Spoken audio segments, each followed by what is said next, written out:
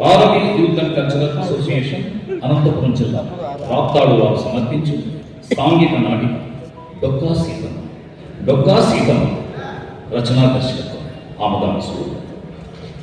అది 18వ శతాబ్దం 1841-1909 మధ్య కాలంలో ఆంధ్ర రాష్ట్రంలో జన్మించి కుల మతాలకు అతీతంగా పేదాధనిక అనే భేదం లేకుండా అన్నదానం చేస్తూ ఆకలితో ఇంటికి వచ్చిన వారందరికీ తన జీవితాంతం నిరంతరాయంగా అన్నదానం చేస్తూ రోజునంత ఆర్థిక సహకారం అందించి అపర అన్నపూర్ణగా పేర్కొంది. ఆమె జీవిత చరిత్రలోని కొన్ని సన్నివేశాల సమాహారమే ఈనాటి.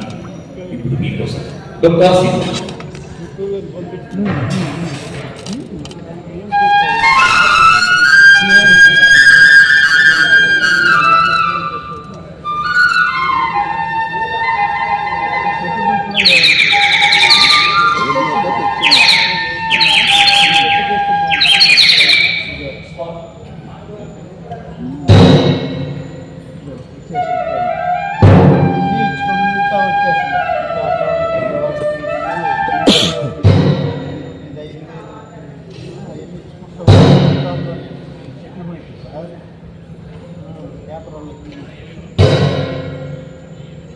అన్నం పరబ్రహ్మ స్వరూపం.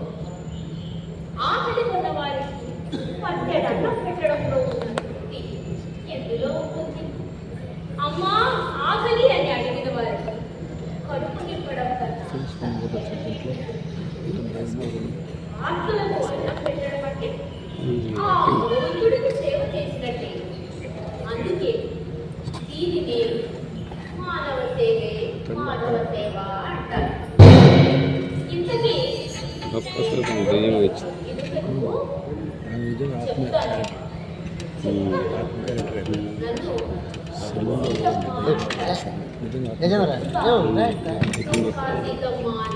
పిలుస్తారు.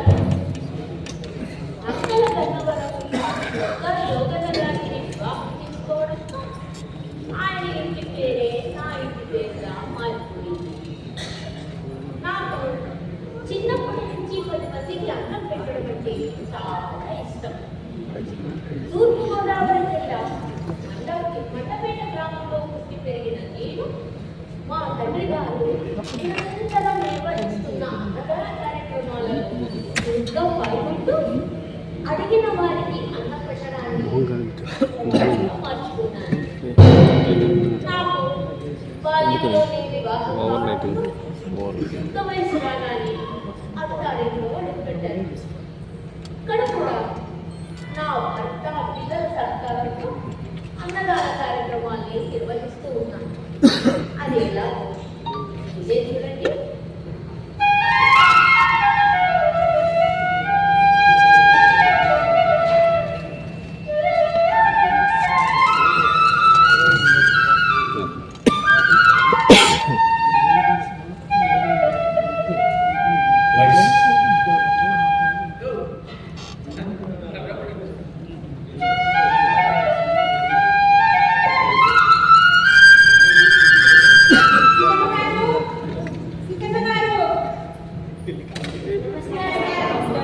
నమస్కారం. రండి, ఇలా కూర్చోండి. భోజనం సిద్ధం చేయి.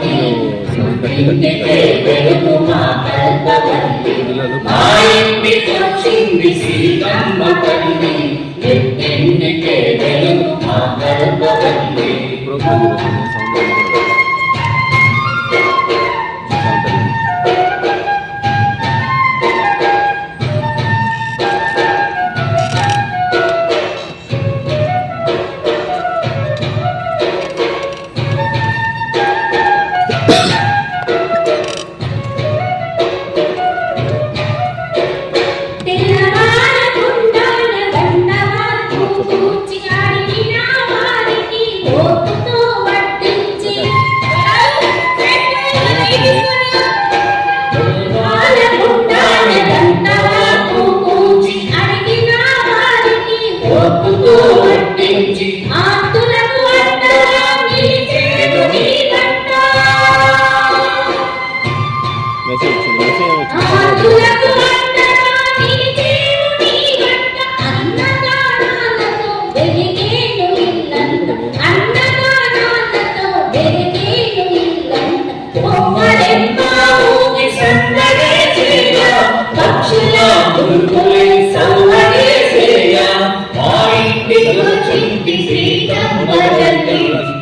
పెంకికే వెలుగుతా కల్పవల్లి మా ఇంటికొచ్చింది సీతమ్మ తల్లి పెంకికే వెలుగుతా కల్పవల్లి. మీది కూడా అయిపోయింది అలా, బట్ ఎందుకు రాలేదు. వాళ్ళు కూడా ఒకటే పెట్టింది, ఒక కాలేజీ పెట్టారు. మీకు ఎందుకు రాలేదు చూడాలి మరి. ఆ అబ్బాయికి 464, ఆ అమ్మాయికి 500 వచ్చింది. ఏం ఇబ్బంది లేదు. నెక్స్ట్ ట్రిప్లో వస్తుంది ఖచ్చితంగా. ఒకవేళ రాగానే నేను హాస్టల్ తీసుకుంటాను. ఎందుకు చెప్పాను కదా, వాళ్ళకి చెప్పింది ఇదే మాట, వాళ్ళకి అయిపోయింది. కాబట్టి నెక్స్ట్ నీదే. ఏ టెన్షన్ పడదు, నీకు ఏ ఇస్తాను.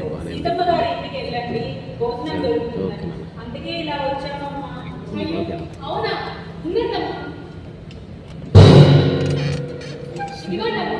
ఈ పైసలు తీసుకోండి, మీకు దారి ఉపయోగపడతాయి. సరే ఆగండి, చీకటి పడుతుంది. ఈ సమయంలో ప్రయాణం అంత మంచిది కాదు. అందుకే నా మాట విని ఈ పూటకి ఇక్కడే విశ్రాంతి తీసుకొని రేపు పొద్దున్నే బయలుదేరుతామా. ఏమంటారు? సరేనమ్మా, మీరు ఎలా చెప్తే అలా. వరాలు వీళ్ళకేం కావాలి చూడు. అలాగే మీకు పడుకోవడానికి చపాతీలు తెస్తాను.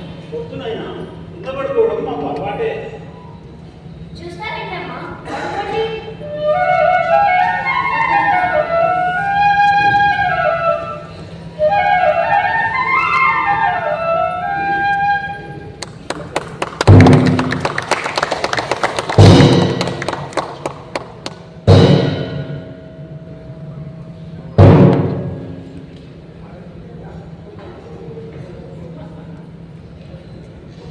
వచ్చిన అతిథులకు భోజనం పెట్టడమే కాకుండా తోచినంత సాయం చేయడం కూడా నాకు అలవాటే.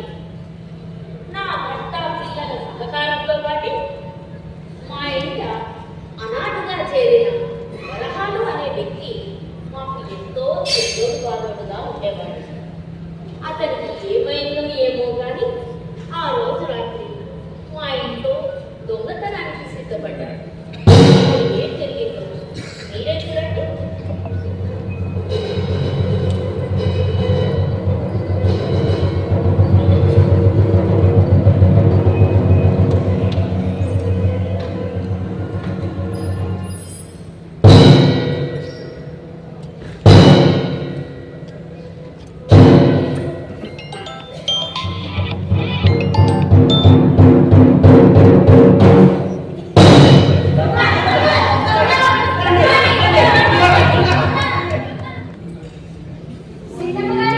నేను రేపు మాట్లాడతాను సార్. నేను బయట ఉన్నాను, వేరే ప్రోగ్రామ్లో ఉన్నాను. సరే ఇంట్లో పనిచేస్తాడు మీ వరాలు మీ పట్టు చీరని దొంగతనం చేశాడమ్మా. ఏంటి? మా ఇంట్లో దొంగతనం చేశాడా? అవునమ్మా, అందుకే వాడిని రాత్రంతా చెట్టు కట్టేసి కొట్టాను.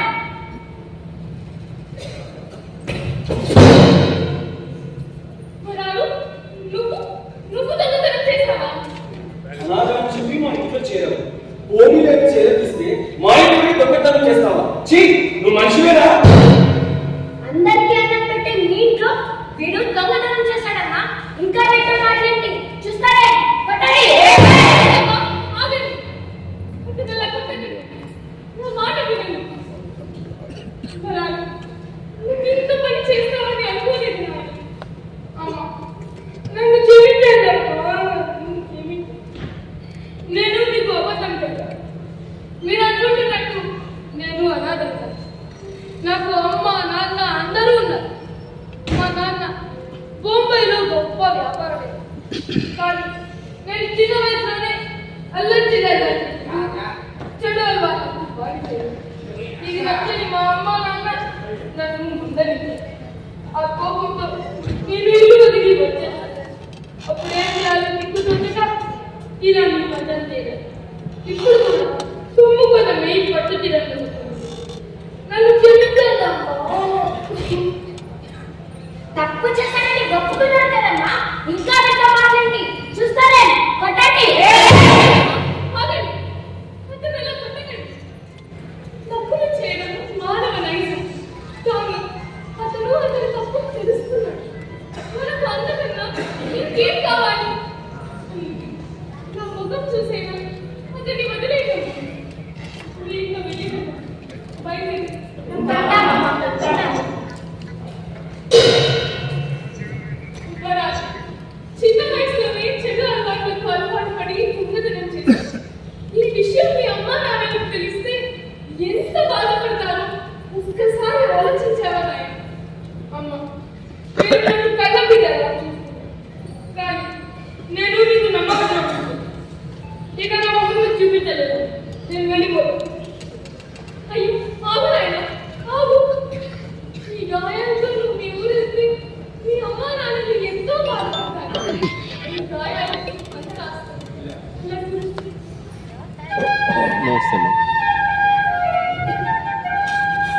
ఈరోజు వచ్చింది చూడండి, మీకేమైనా వచ్చిందా ఆర్డర్ ఏమన్నా?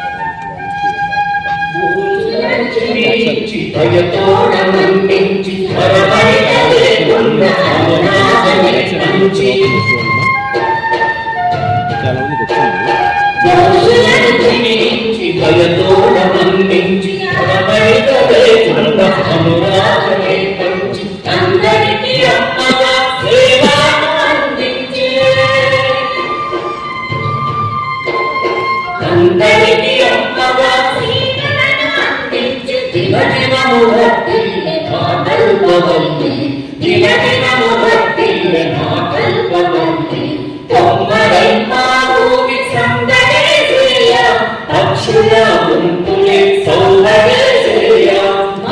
మందికి వచ్చింది సీతమ్మ తల్లి ఇంటికే వెలుగు మా కల్పవల్లి. నా ఇంటికి వచ్చింది సీతమ్మ తల్లి ఇంటికే వెలుగు మా కల్పవల్లి.